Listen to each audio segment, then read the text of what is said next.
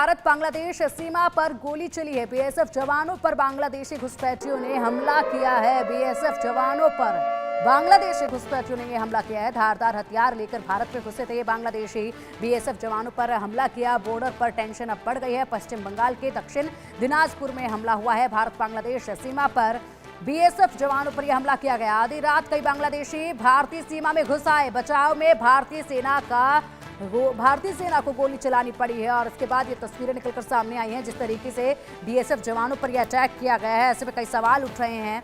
लगातार जो टेंशन है सीमा पर, जो बॉर्डर पर जो टेंशन है वो बढ़ती जा रही है और इसी के साथ अब देखिए किस तरीके से ये बांग्लादेशी जो हैं घुसपैठिए भारत पे घुसने की कोशिश कर रहे थे। लगातार यहाँ पर घुसपैठ होने से रोकने के लिए तमाम तरह के कदम बॉर्डर्स पर उठाए जा रहे हैं, लेकिन बावजूद इसके ये हिमाकत इनकी देखिए। अधिक जानकारी के लिए हमारे सहयोगी न्यूज रूम से आशीष दीक्षित हमारे साथ जुड़ गए हैं।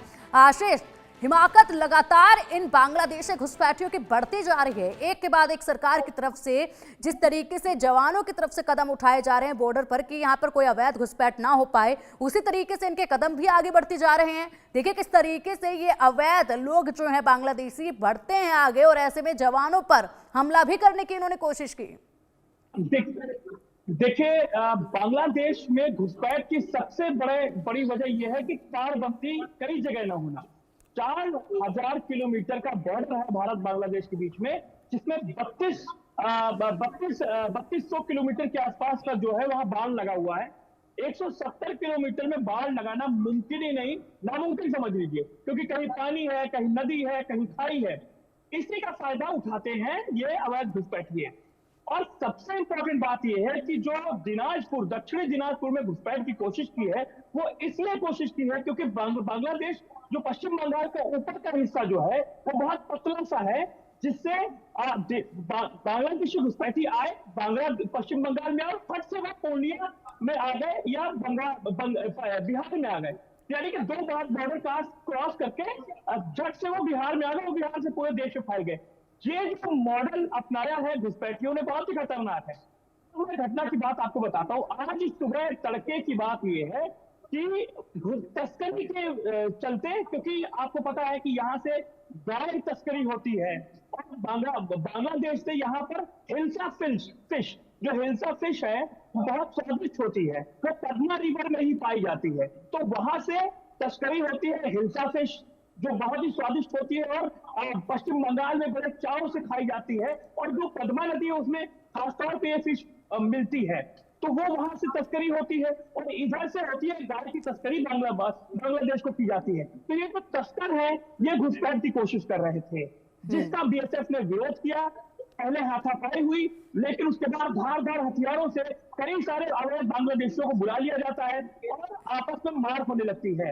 इसके बाद जब ज्यादा विवाद बढ़ जाता है तो बीएसएफ को गोली चलानी पड़ती है, जिसके बाद ये लोग भाग खड़े होते हैं। यानी कि भारत बांग्लादेश के बॉर्डर पर आज गोली चली है। इतने दिनों बाद, यानी अगस्त से पूरा विवाद चल रहा है और अगस्त के बाद अब फरवरी हो गई है। तमाम वहां पर किस तरीके से आपने देखा कि हिंदुओं को प्रताड़ित किया गया, लेकिन आज पहली बार बांग्लादेश बॉर्डर पर दिनाजपुर के मणिपुर गांव का मामला है, वहां पर गोली चली है। इसका मतलब यह है कि बीएसएफ का जो सब्र था, ये कहे पेशेंस था, आज टूट पड़ा और जिसका नतीजा है कि गोली से जवाब दिया है बीएसएफ ने।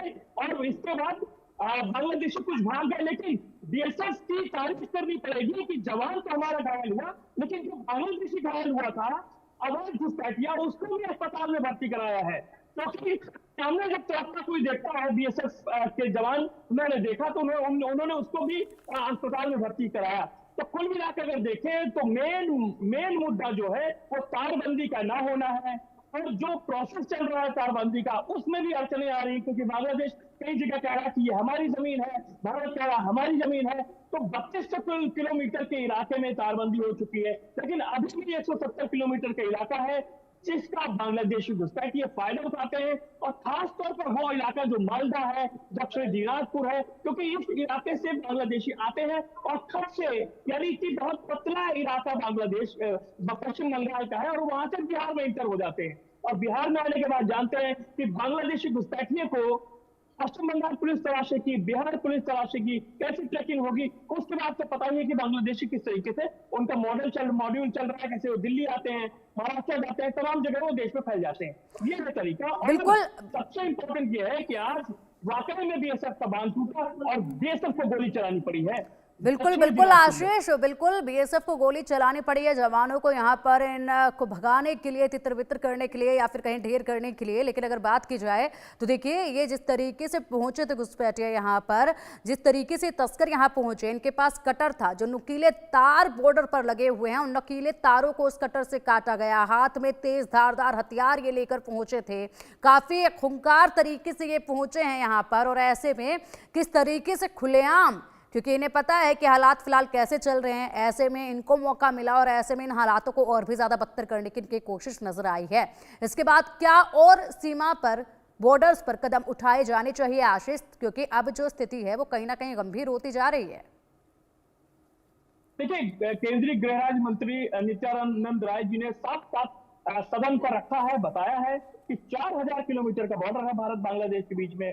और करीब करीब मैंने पहले भी बताया आपको कि 3200 किलोमीटर के बॉर्डर पर फेंसिंग तारबंदी प्रॉपर तरीके से हो चुकी है।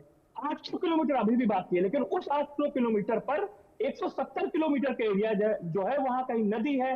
अब नदी के इलाके में आप कैसे फेंसिंग कर सकते हैं? पेट्रोलिंग बोट के जरिए होती है। तमाम अड़चने आती, कहीं दलदली भूमि है क्योंकि सुंदरवन का डेल्टा पड़ जाता है, दलदली भूमि है, वहां आप कैसे तारबंदी करेंगे? कहीं कहीं पहाड़ी इलाका है तो वहां खाई है, वहां आप कैसे तारबंदी करेंगे? तमाम सारे इश्यूज हैं यही जिसकी वजह से कुछ दिक्कतें आ रही हैं, लेकिन पेट्रोलिंग लगातार जारी है। इसी का नतीजा ये है कि जिस तरीके से अवैध बांग्लादेशी जो पूरी तैयारी से, आपने बताया जिस तरीके से कटर और तमाम उनके पास हथियार थे, वो जिस ठीक तरीके है, से तस्करी करने आए थे, क्योंकि मैंने आपको बताया कि यहाँ से ठीक है, गाय की तस्करी होती है ठीक है, बांग्लादेश की तरफ। बिल्कुल और बिल्कुल वहां से आती है आशीष, हिंसाफिश जो यहाँ पर बिल्कुल बिल्कुल ठीक है, पश्चिम बंगाल में बहुत महंगी। ठीक है आशीष, बहुत बहुत शुक्रिया आपका।